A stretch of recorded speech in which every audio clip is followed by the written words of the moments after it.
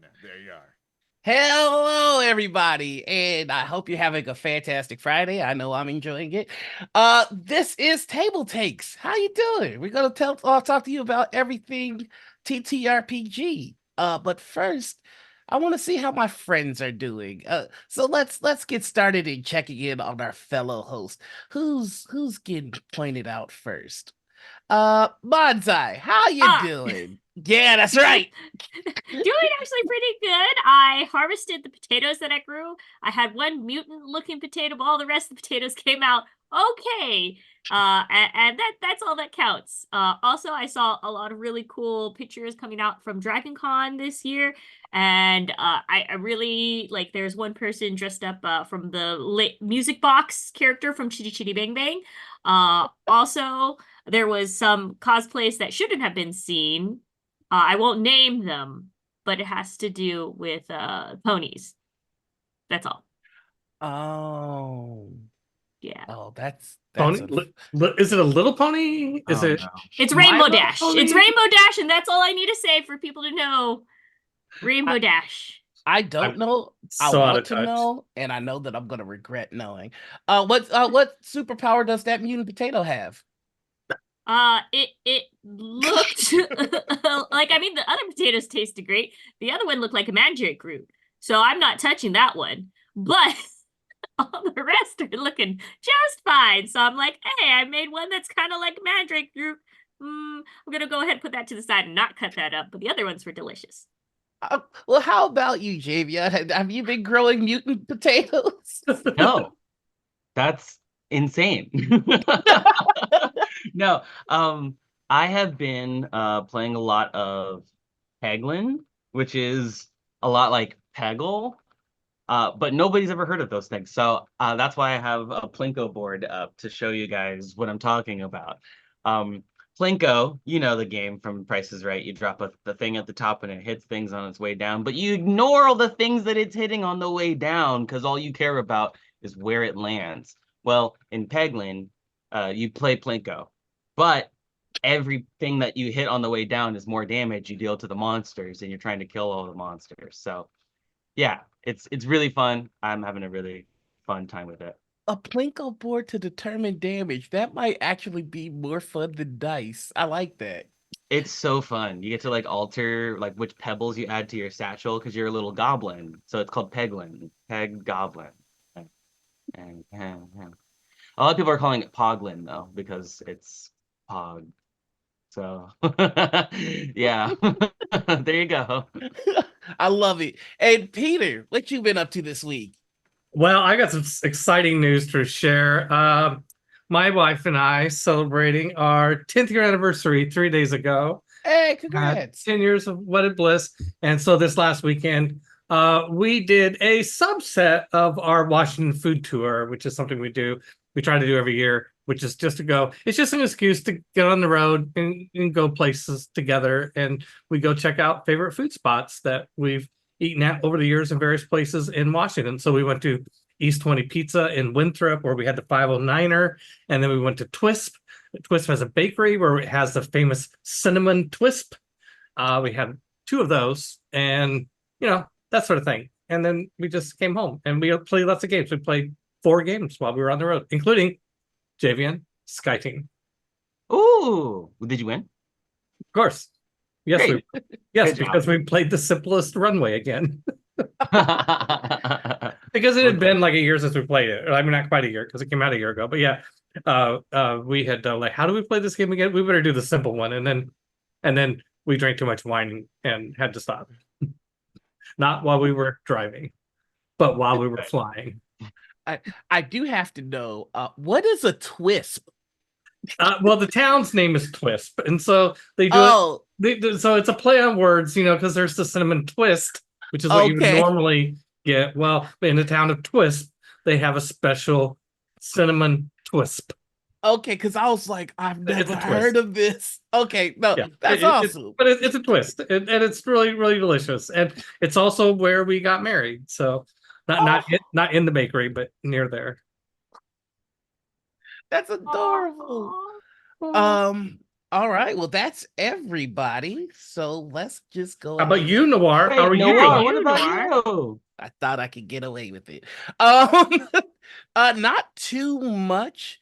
I haven't really been doing much. I've been playing a lot of Star Trek, the TTRPG, and I finished making a website for the Marvel game that I'm doing. So if you want to check that out, it's noirville.com. I've got merch and stuff. Uh, help me eat more. But that's all I've been up to this week. Um, I think we need to get into the news, and if we're gonna do that, we're gonna want to work together. You know, just form a stronger, more perfect union. Peter, you know anything about that? Pick me, boss. Pick me, boss. I got you. Okay. Oh, Yes. We this feature is brought to us by Rowan Zioli at Rascal. By the way, if you haven't heard of Rascal yet, they're new. You should know about them. They are an up and coming news organization for tabletop gaming news in the wake of the Dicebreaker fallout. And so, anyway, so this is one of their articles. Nothing says Happy Labor Day like filing 9 charges with the National Labor Relations Board. On Saturday, August 31st, the first day of Labor Day weekend in the United States, workers at all 3 X and Co locations initiated a walkout and picket in response to management's alleged union busting activities. Quote, ownership has consistently retaliated against workers for exercising their rights, a press release from Tabletop Workers United stated, including implementing unilateral policy changes that lead to increased write-ups and discipline, as well as bullying workers during negotiations. Hex & Co. management did not immediately respond to a request for comment. Last fall, over 100 employees of the three New York City-based board game cafes formed Tabletop Workers United. For the last 7 months, workers have been enduring a long and difficult negotiating process with joint owners, John Freeman and Gregory May, who also independently own the Uncommons and the Brooklyn Strategist. Freeman and May's legal representative, Andrew Hoffman, has been largely antagonistic to the union's efforts, allegedly calling the demands of Tabletop Workers United, which include several advanced scheduling notice, employee support programs, and safer worker conditions, to be, quote, the absolute insanity of the woke, and telling employees to go to hell. In collaboration with Workers United, Tabletop Workers United has submitted 9 unfair labor practice charges with the National Labor Relations Board since December 2023, which includes 17 allegations of threats, interrogation, discriminatory enforcement of work rules, and retaliation. I think that's like retaliation. Hex & Co. management did not respond immediately to a request for comment. According to legal filings provided to Rascal, the charges that spurred this weekend's walkout span from November 8, 2023 to January 24, 2024, and paint a clear picture of alleged anti-union efforts on behalf of management. With negotiations ongoing, employees held a walkout and picket in front of all 3 Hex & Co. locations Saturday, August 31st to demand an end to retaliation and union busting both at the job and in bargaining, in quotes. The union's press release stated that unless there are significant changes from management, this sort of action is just the beginning. The walkout at Hex & Co. kicks off a month of action against union busting and retaliation and for the right to fair and respectful bargaining, end quote. Supporters of the union are currently garnering signatures for a community boycott pledge and raising money toward a hardship fund for union members in the event management continues to delay and deny making reasonable agreements with Tabletop Workers United. that sounds like an absolute nightmare. Well, we certainly wish them luck. Oh my God. That was a lot. Any thoughts on this, y'all? I will say, especially for this, after, I would say after the pandemic and all this stuff, I will say that it's been very strong for workers to be very vocal about people being passive aggressive at work. And I I applaud people no longer just taking it because they need the job, and they're being more vocal and being like, hey, this isn't fair. What are you doing? We see through your tactics. We're not gonna fall for that kind of thing. So I do like that nowadays workers are taking a stand for things and taking it to social media and other outlets to make their voices heard, and just be like, hey, these are unfair practices. Stop this. And at least for me, my personal opinion, when somebody says something so woke and not in satire, that's not a good sign. It's So just yeah, I mean, if I think we're all united in how we feel about this. And so, if you want to show your support, remember, vote blue in November. Awful lot of snowflakes in here. No, I'm just kidding. I'm just kidding. No, but this does sound like an absolute horror show. And Wizards knows a little something about horror shows because we've got House of Horrors. That wasn't me bagging on Wizards. That was actually a segue. Wizards of the Coast reveals card treatments for Magic the Gathering House of Horrors. Thank you, Jeffrey Dome Sanchez, for the article.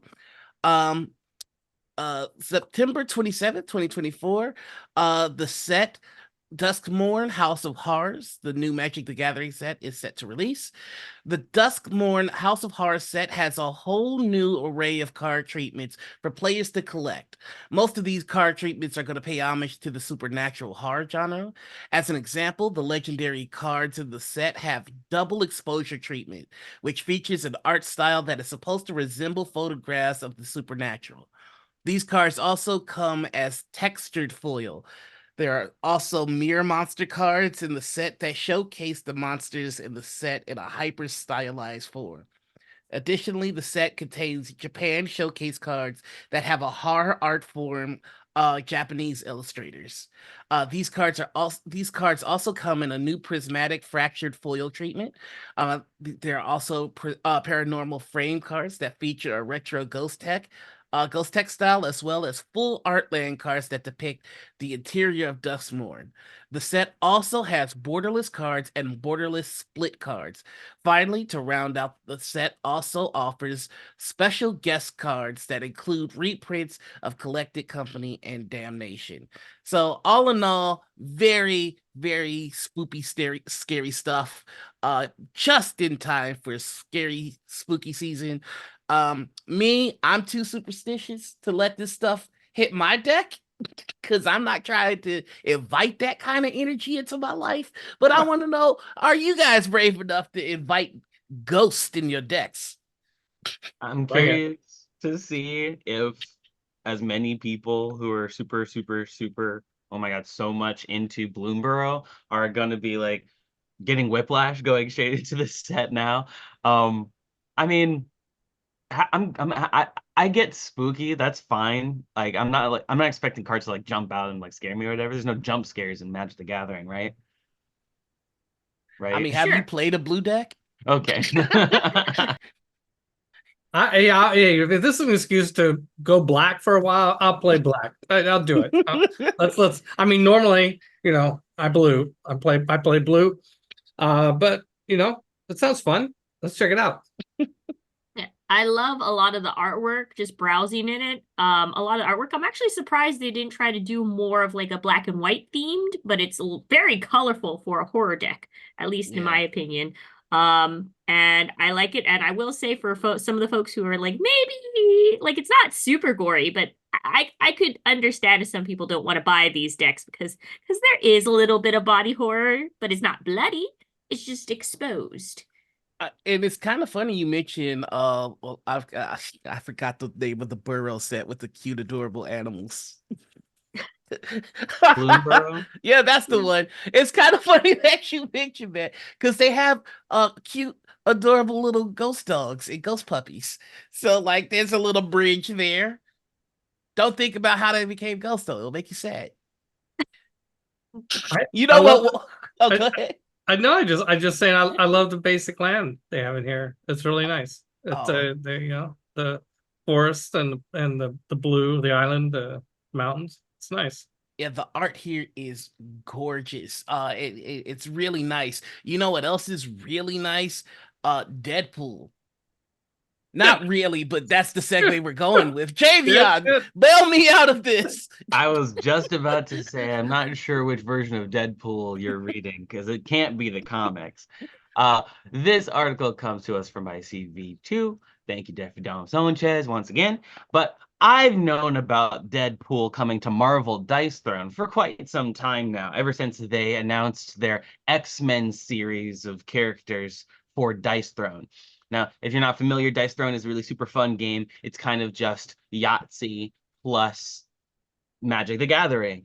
You're rolling dice and trying to do combo attacks and re-rolling them so you can get the right combinations and deal some more damage, using cards in different phases to mitigate the damage or increase it, or just upgrade your abilities, or change the dice rolls. Maybe you get a re-roll. Maybe you can set it to whatever you want to be. It's really fun. It's very competitive, very much a battle game. Deadpool definitely fits right in with all the other Marvel characters that they've already released. And now Deadpool's getting his expansion, standalone expansion, in fact.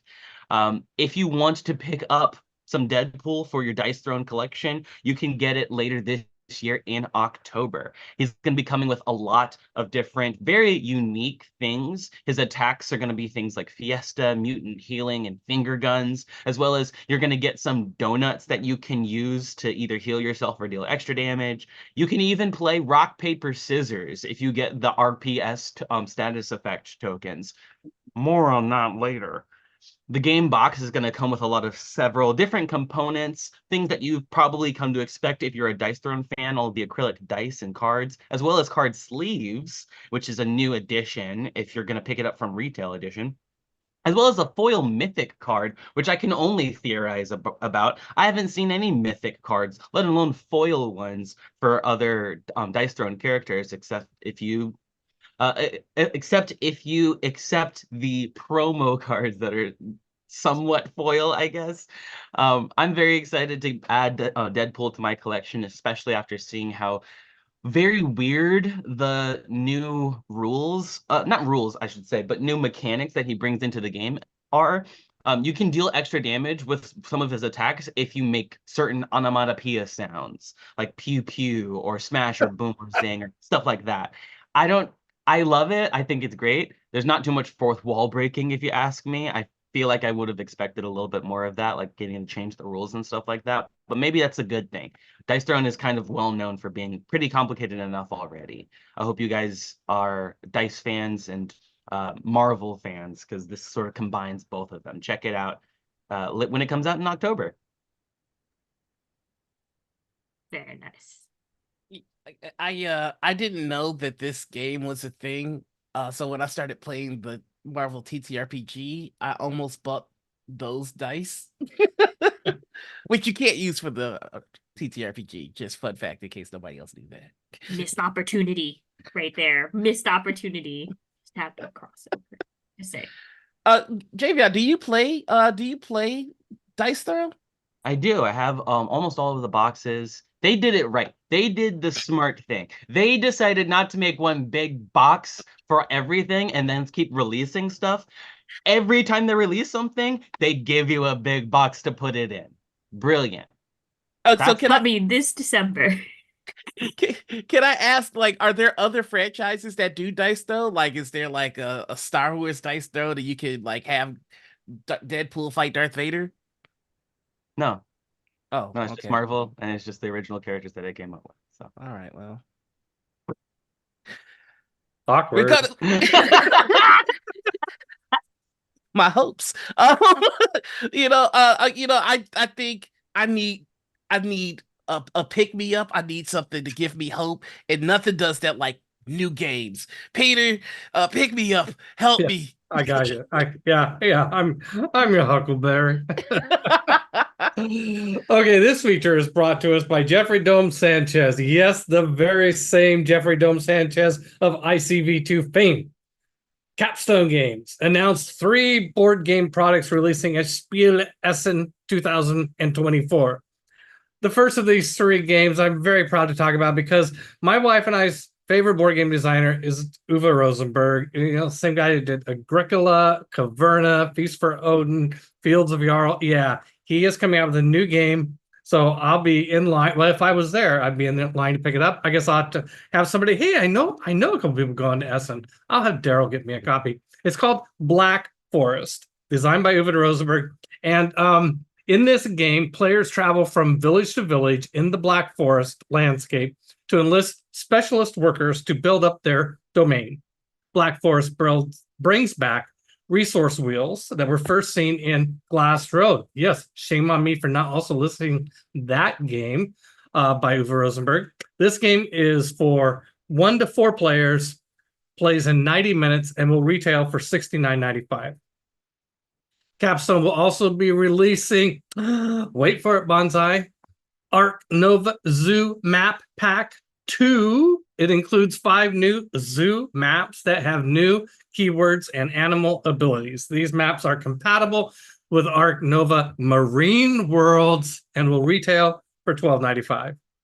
Bonsai? Yeah, excited? I already ordered it. You already ordered. Don't tell Mr. B. I'm saving that as a surprise. Okay, I won't tell anybody. Okay. The third game announced by Capstone is Steffens, which is about the glassmakers at the William Steffens factory in the 18th century. Players vie to become the most prestigious figure in Lisbon by investing in new businesses and creating jobs before Napoleonic forces arrive. It seems like the wrong priorities to me, but that's okay. This game is for 1 to 4 players, plays in 90 minutes, and will retail for $59.95. Now that's how you bust a you with Napoleonic forces.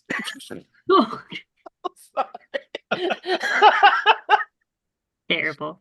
Too soon, Noir. Too soon. Too soon. Well, thank you for the update. Does anybody else have any thoughts on these games here? I know that I am curious about Arc Nova just because the fact that Bonze was like, I already got the expansion. I'm like, okay, I have to take a look at She this. turned us on to it too. D and I love it. It's great. Yeah. Okay. It's good. The expansion does actually make the gameplay a lot cooler to rotate between cars. I just play it a lot. And also, yeah, I have the first map pack expansion. I already pre-ordered the second one because when I tried to get the first one, it was so hard, and that's why I'm ordering it early because I do not want to wait months before I can get the map expansion. So, gotta Do not wait. Do not wait. And it's coming out on September 20th. So if you do pre-order, it will be shipped out around that time. Cool. This is where I normally put a segue, but this segue is quick and quiet like a ninja. Javion, go! Yes, ninjas. Speaking of ninjas, I also have some new game announcements that are Eschenspiel related. So this article is from Board Game Geek, actually, where they announce a lot of new board games by W. Eric Martin. And it's all about the Swiss publisher Helvetique. Helvetique has already released a lot of titles, and 3 of them already this year, Odin, Strato, and Alpina. But these games have just been announced and are going to be released in September this month, excuse me, ahead of its presence at Spiel Essen coming next month in October. So there's 3 games on the list here. We've got Yaksha, which is a game about building pyramids. You're going to fill market tiles in 10 rounds by drawing blocks from a bag, kind of like another game I played this year. Some bag building stuff is definitely a good mechanic to build on. Building pyramids is very fun. The blocks come in different colors, and you're simultaneously deciding to choose and reveal a card, showing a market tile. And it's very much like Go Nuts for Donuts, trying to hope that nobody chooses the same one as you did. It's very fun looking. I really definitely want to put this on my list for other games I want to play. Another one on here is Zoc. Zoc, spelled with an X and a K. It's a game about fishes and sharks. You're trying to place fishes and sharks on a board of these little hex tiles. It looks very fun, very abstract. Definitely going to be looking to get more information about how this game works. And then the final one on here is very ninja related. That's what Noir was referring to earlier, called Ninjan. But before I can talk about this game, I need to talk about something else. Marcus, would you please get my soapbox for me? Oh my god, we get it. You think trains are cool. So overrated.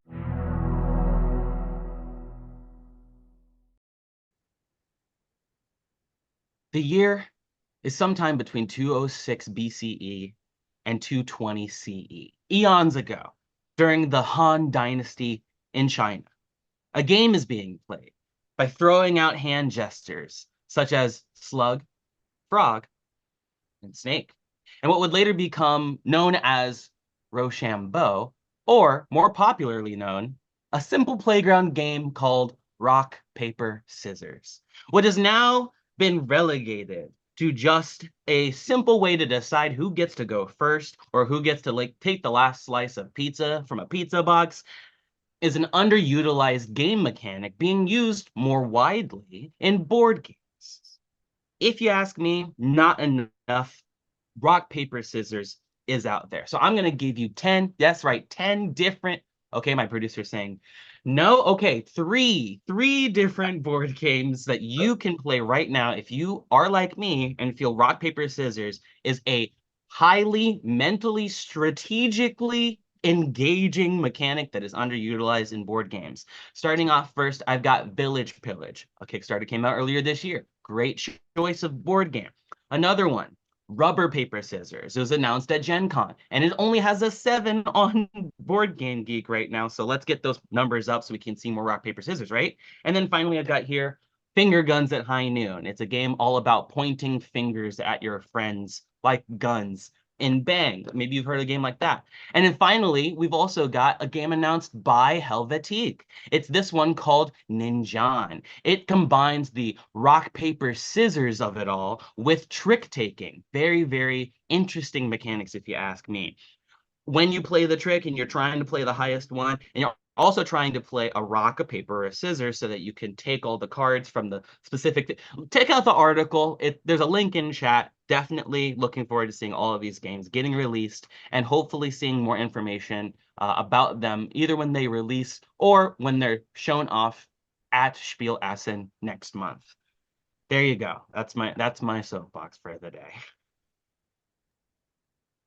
You know, I never really thought about how intuitive rock paper scissors is. Now, just a quick question before we take any more comments on this. Is it rock paper scissors or rock paper scissors shoot? How do you play it? Now, this is a hotly debated topic in the rock, paper, scissors competitive community, Noir. I'm glad you brought this up. See, a lot of people posit that if you stop on scissors, the mental game, what's at the front of your mind? Oh, scissors. So more Scissors, people are yeah. likely. But if you go to shoot, then it's a little bit more neutralizing and people can be more free to choose what they want to do. Now, some other people say, well, we want the game to actually finish a lot faster. We don't want too much mental strategy because then I'll change my mind in the middle of it. We want the first thing coming out of your head so we can actually play the mental game that we prepared for, right? So in order to engage with both sides of the community, I say we leave it up to the people to decide what they want.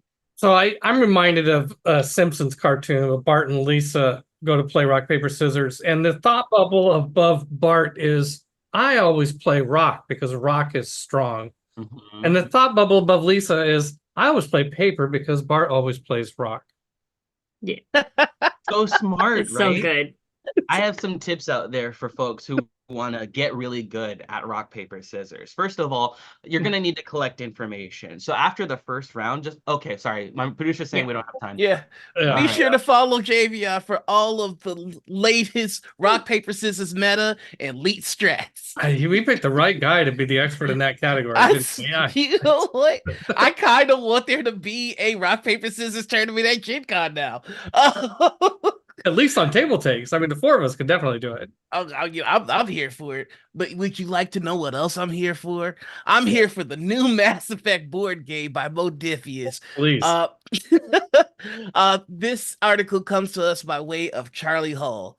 Mass Effect, the game by award-winning designer Eric Lane, who you may know from Blood Rage and Life of Reteria, and diehard Mass Effect fan Calvin Wong Ziloon, have created a game that feels like Mass Effect should feel, with difficult and impactful decisions around every corner, but it also knows what it is: a dice-based, action-oriented ROP that simulates just a tiny slice of a much larger universe.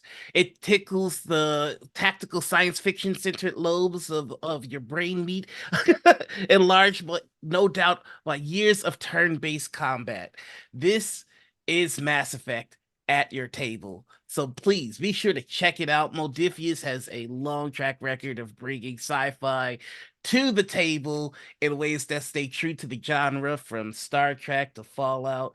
Not sci-fi, but even Skyrim. So if you like Mass Effect, which of course you do, if you like good board games, Eric Lang is on it. And if you like Mass Effect, just pick it up. It's gonna be great.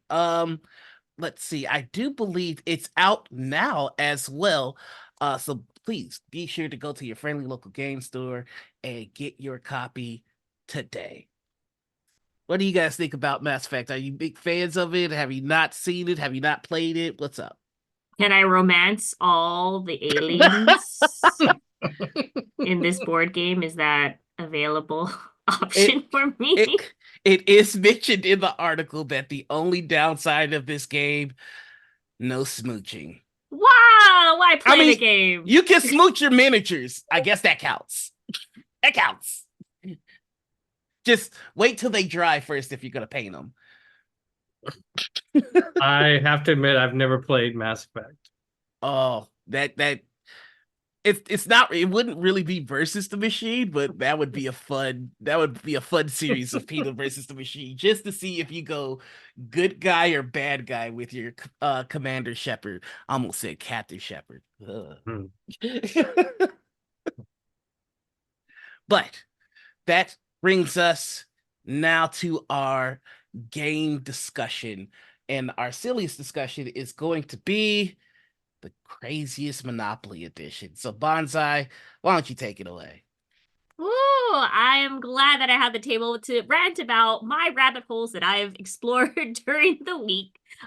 So basically, this all started because that OP Games, a licensed publisher of custom Monopoly versions, announced the sale of Monopoly Flavortown Edition. So this is based on Guy Fieri's actual restaurant and a couple of fictional arrays of locations like mayor office of Flavortown. But yes, I did not realize that Guy Fieri had a billion restaurants, all in different areas. I mean, I knew there was some in Las Vegas, but that they numbered over like 22 restaurants, I did not realize, in all different areas. So that's like a whole new thing. And I was like, wow, the theme of Monopoly is set is also comes with the special Flavortown currency and a custom arrays of Monopoly pieces like a burger and a pizza. So obviously this led me down a rabbit hole of what other crazy Monopoly versions are there. I only know of some because my family is one of those people that like Monopoly and collect Monopoly in all of its many forms, but here are some of the ones that stand out for me, and I kind of want to get your opinions about it once I tell you a bit about these. So we have Monopoly, the longest game ever, which isn't a joke name. It is the official Hasbro version that is intentionally tried to make Monopoly even longer by doubling the size of the board, and instead of 2 dice, you only get to use 1 dice. And then also there is the FedEx version. It's literally a version about FedEx and all of their regional locations, like Regional Hub Oakland and FedEx Home Delivery. I don't know who's the audience for this, but they've made it. Also, there's the very poorly taste one called D-Day Monopoly, which is just normal Monopoly, but with locations like Omaha Beach and Pointe du Hoc. Which is the deadlier the location or more famous it was for fighting, and basically more people died on this property, the more expensive and worth it is in this version. as I said, very poor taste. And last but not least, Pizza Monopoly, which of course with the name Pizza Monopoly, let me go ahead. With the name Pizza Monopoly, what do you guys think, what comes up first in your head of what this is? I've been saying like sources of like vegetable toppings, right? Would be the properties, like going through a garden, so you could find the pepperoni spot and you could find the cheese, several cheese spots probably. What about like pizza restaurants, like different like Mm. joke pizza restaurant names that you're collecting properties, right? Yeah, or locations that, like what cities or Oh states have the no. best Oh pizza. no, not The again. highest property would be the places that have the best pizza, not saying any names of any This is cities not in the like a New York Midwest. versus Chicago thing, No, is it? no, Yeah, no. This is We I would never outnumber do that. I you. would never do that. I'll go there. I'll go there. I'll eat them Uh, all.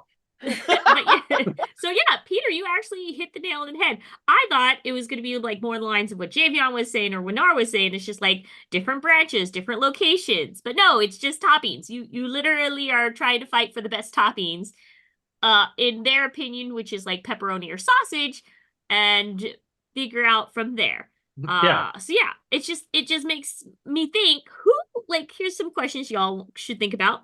Who is buying all of these Monopoly versions? I know some of them are for my family. I don't think they play them. They just buy them because they want to display them.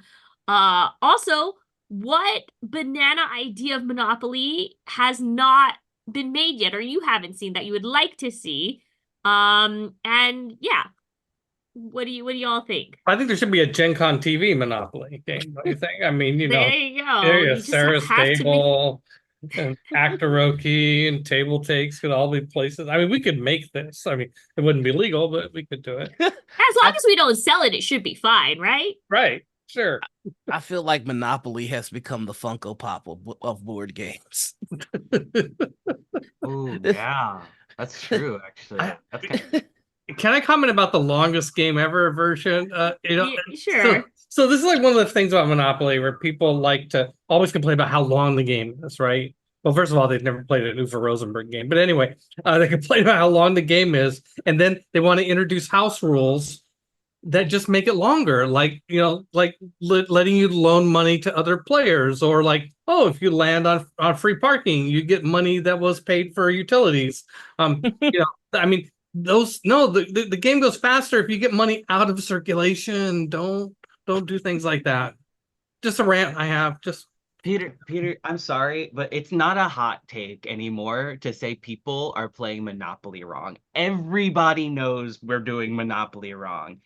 And we just do it wrong anyway. It's I'm not. tradition. I don't mind the house Passed down from rules. Just grandmother don't. to Just uncle to niece. I know. Just don't complain it's too long when you want to use rules that make it longer. That's all I'm saying. Yeah, you got to be like me and just palm money under the table, so like nobody knows that you're actually, have more money than you should. But I guess from that notion, is there any good versions of Monopoly, like with all of these versions? Like, is there a good way to fix Monopoly? It's not a good version of Monopoly, but Tom Lehman did try and fix Monopoly when he came out. Fast food franchise. This is very much like Monopoly, but with the addition of interesting decisions. If you're looking for a Monopoly-like game that's better than Monopoly, I think the game would have done better, except for that the graphic design leads a lot to be desired. Oh no! Graphic design is absolutely horrible. But hey, oh well. But it is technically a better game. Yeah, I don't allow myself to play Monopoly anymore because it made me almost fight my grandma. Well, there you go. There you go. There it is. She was the banker. She kept stealing money. Anyway, I think I can't think of any Monopoly franchises or games that don't exist that I would want to play. I don't even really like Monopoly as it is. Okay, it's a safe place here. You know, there's a mobile app now for Monopoly that's very popular nowadays Yeah, too. TikTok won't let me forget about it. There's a commercial every 3 seconds. There is a rumor, or I guess urban legend about Monopoly. I don't know if it's true. Maybe we could have a game historian verify this for me. But I read that when Monopoly was created, it came with two different rule sets. One became the Monopoly that we know, and the other was about how to build a functional economy. And we just stuck with the one that's all about breaking the economy. Uh, but you know what? Instead of breaking the economy, how about we break some news and some facts with a cool interview? Yeah. That was a segue. Do it. Do it. Let's get to it.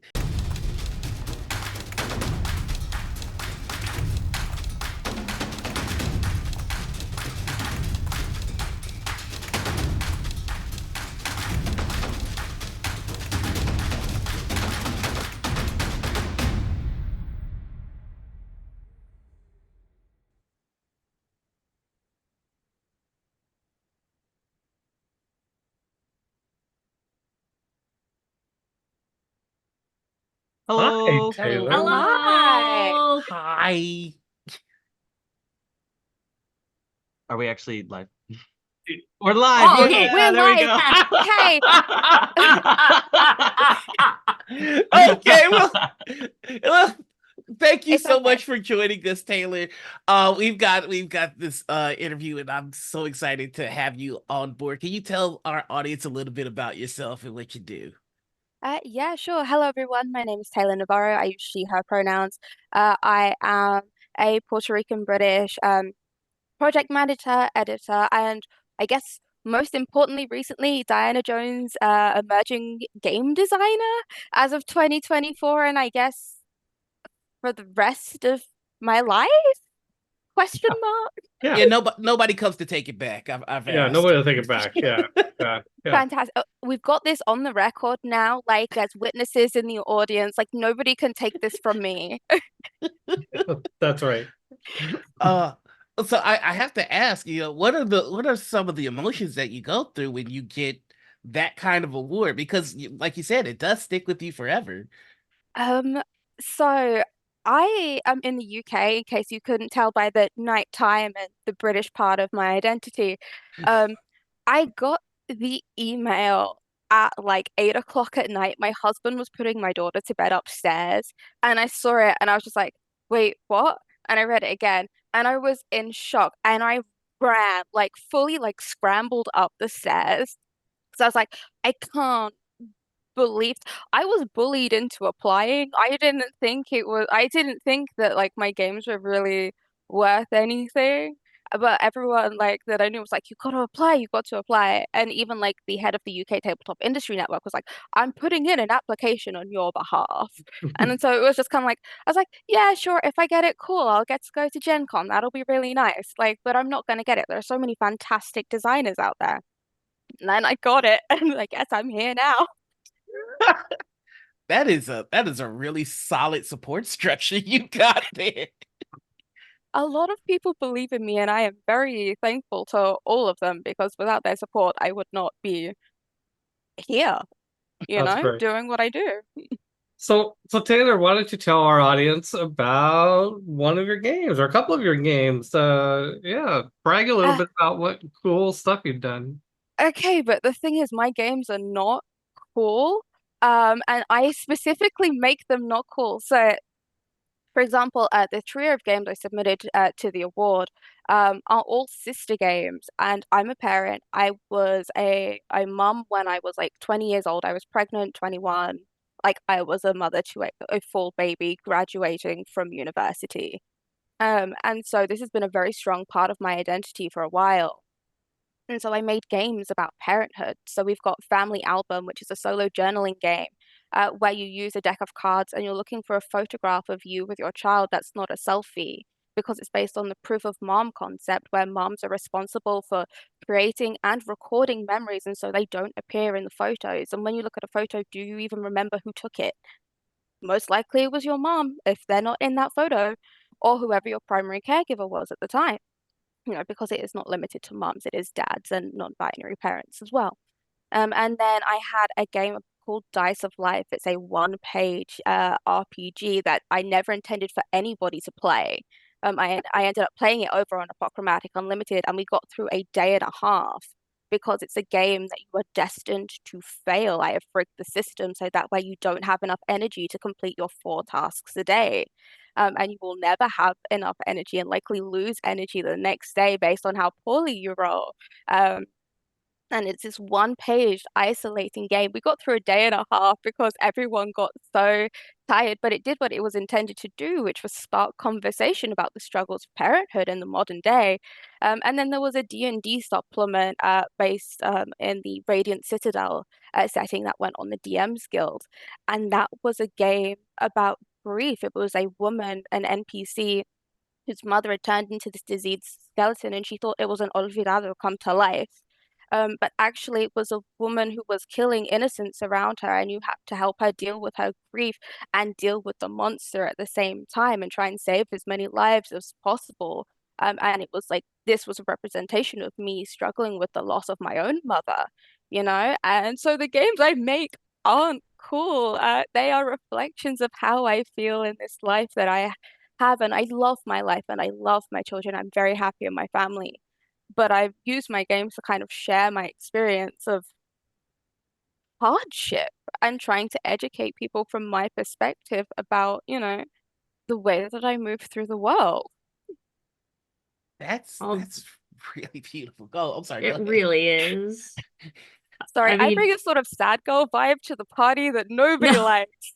No, you're good. You're good. Because like, well, it is something that a lot of people don't talk about nowadays about like, hey, this is our point of view, and a lot of things don't really see that. But like once you've like, had these games out there, what was kind of the feedback that was most meaningful for you? Since this is a very personal project, a very truest reflection of yourself, like what was the feedback that people were giving you? Like, did you make some really awesome connections with folks? Uh, so I'm an indie game designer. I think maybe 5 people have played those games like collectively. In playtesting though, it was really, really sweet. There was one person who, like, on their feedback form was like, this isn't just a game for parents with family album. This is a game for people who want to be parents, people who will never be parents, people who are looking to understand their parents more. And I think that like that person being able to see it from different angles was really meaningful. And there was one story that I got from a playtester who she and her wife were looking to have a child. And she went to visit her mom after playing this game and started looking through her childhood photos and couldn't find many pictures of her with her mom. And she understood why, because she had played my game. And I think that that was something that was exactly what I wanted to happen, is for people to see life from a different perspective. Uh, and I don't know where that person is now, but you never know where people that you kind of pass that like ships in the night at a gaming table end up. Uh, but it meant something to someone, even if it was so briefly, and that is so important to me. Right. No, that is just beautiful the way that like, you put your heart on there your heart out there and then, especially because you're trying to go from various different points of view. I also noted on your website that you are also working for like other projects that you are currently do like Sina Una. Can you tell us more about that? So I am the producer on Tales from Sina Una, which is the D&D 5e anthology adventure anthology follow-up to Islands from Sina Una. So I'm working with a lot of the original team. I'm working with Lucia, the creator of Islands from Sina Una. And we are currently getting that ready. We are in like the kind of final stages of like proofreading and layout. So that was in Kickstarter, I think in 2022. But big like 200 plus page books take a while to make. And this was like my first big project management role. Second second biggest project management role. I'm coordinating a team of like 13 designers across the globe from Australia to the West Coast. Um, and yeah, it's been such a fun experience. I love getting to read everything first, like before like it goes to the public. There are such cool things in the book, but I'm not allowed to spoil them yet. Uh, so yeah. Can I ask, um, with all of the games that you've made so far, how do you feel your strategy of getting them out there, getting them to people has been going? What do you usually do?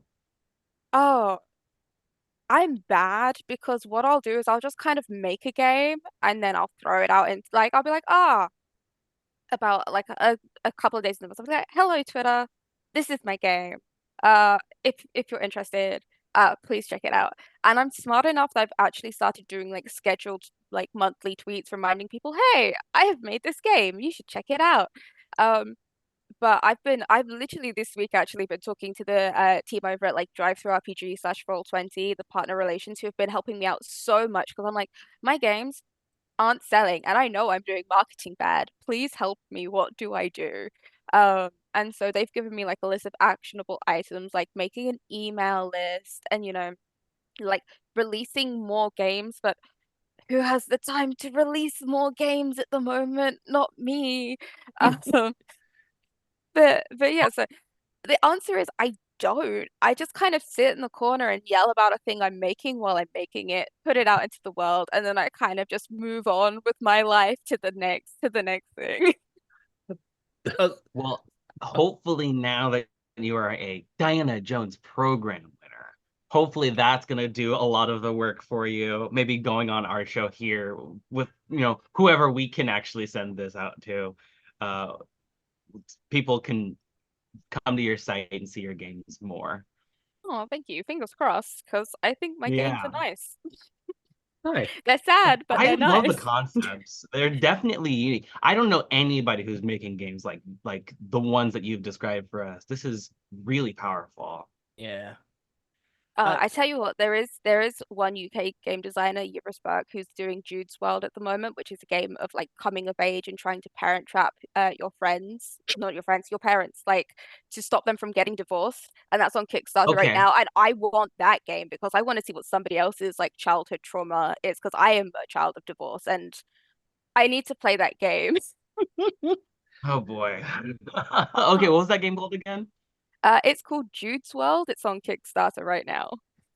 Excellent. Well, Thank now that you've gone through a lot of the process, is there anything that like going back you wish somebody told you in terms of advice for other emerging game designers or people that also want to like put their stuff out there just because you feel like because they feel like it's something that needs to be played? Is there anything that you would have liked somebody telling you? Uh, for anyone who thinks they shouldn't apply to the awards, um, do it because you might be surprised. I think all of us suffer, at least in part, from like imposter syndrome and for thinking that maybe we're not good enough and the stuff that we're making it's a niche within a niche within a niche, you know? Like who's going searching for games about parenthood? No one. But, that doesn't matter because eventually that game will reach the one person that it's meant to reach. And it might take months or like years, but it'll get there. Um, so do it. Do the things that you're scared of. Do the things that you don't think are gonna have an audience because people like passion and will follow that. that's awesome. Well, we're just about to wrap up here. So before we go, is there anything else that you'd like to tell our audience before we start packing it in? Yes, I would like to plug my latest game, Not Yet, a romantic duet Yeah. TTRPG. If you want a game for date night, if you want to flirt with your friends, or make a backstory where you are romantically involved with another player character, Not Yet is a self-contained game. You can open the booklet and play the entire game in about 3 hours. Romance somebody, have that ships passing in the night like delayed romance slow burn experience with you and one other person that's available on Drive Through RPG right now. And it comes not only with the core game, it comes with an audio book for people who don't like reading rule books and 3 additional settings. Regency romance, sci-fi romance, and supervillains and superheroes, enemies to lovers. And you said this could be utilized with other systems, eh? Yeah, so it's a narrative driven system. The only dice that you roll are to decide whether you meet the love of your life or not. Like there are no other mechanics involved, so you can pick this up and put it wherever you want. Oh, I am excited for that. Thank you so much for joining us. Thank you for sharing your games with us, and also again, congratulations on your award. Very Thank excited to you see so what you do much. next. Thank you. Bye. And if you could just hang with us for just Oh, a little bit while we sign off here, and I'm mhm. gonna hand it to the professional. Peter, you think you can handle this for me? Oh, yeah, you got it, Noir. And also, yes, thanks to Taylor for coming by. Really appreciate it. It's good to see you again. All right, this concludes another epic episode of Table Takes, but don't go far because in just a couple hours we have Sarah's table. The gods find themselves in the ditch. Decisions are made. Aurora picks a fight. Again, it's The Crowned by formerly Feral Games on Sarah's table at 5 p.m. Pacific time. On Monday, on Peter versus the Machine, I will have a guest player who won a promotion we held back in June. Yes, Gabby Armando the Bard will be joining me on Peter versus the Machine, and we are going to start a new game, and it's going to be all about nomination, baby. That's right. Monday, 9 a.m. Pacific time. Also on Monday, James, Eric, and the gang will be playing Dress to Quest at 5 p.m. Pacific time. On Tuesday, it's The Hunted on Indie by Night at 7 p.m. Pacific. Next week, The Cell heads to Victory Field to try and gather information about Morgan. Wednesdays, we have miniatures painting with Path of the Brush at 4 p.m. Pacific, followed by Actoroki at 6 p.m. Pacific with DM Mike Boozer. Yes, Mike Boozer is back running the nearly departed in Chaldea, broadcasting live from Chaldea Studios. Thursday morning at 10 a.m., we have Blood on the Clock Tower. Then join us again at 5 p.m. for some Shadowrun with Roll with Ram Alternus. Then at Friday, 2 p.m., we're back. Yes, here for Table Takes. Thanks to the Gen Con TV crew, Marcus, May, Steve, Connor, Sarah Moore, Jim Slonikowski, and Tanel Lovett. Thanks for my delightful co-hosts, Javion Smith, Bonsai Baby, and the Noir Enigma. Thanks to our guest, Taylor Navarro. And thanks most of all to you for watching, hang out with us in chat. Remember, follow Gen Con TV for more of the best 4 days in gaming all year long. If you enjoy our show, consider clicking the follow button. That way, you will, without incurring any additional fee, get a notice when our shows go live. All right, that's it for today. We are officially signing out. See you next week.